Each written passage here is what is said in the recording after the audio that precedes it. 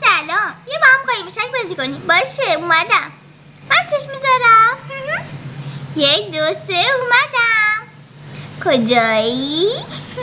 پیدا کردم. سکسوال. خب دیگه من باید برم پدرسم. نرو. خب ببینم امروز درس چی دارم.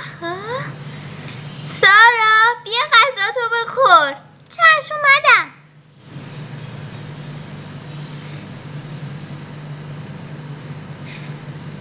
سلام خانم. سلام عزیزان دلم. بیاین امتحان.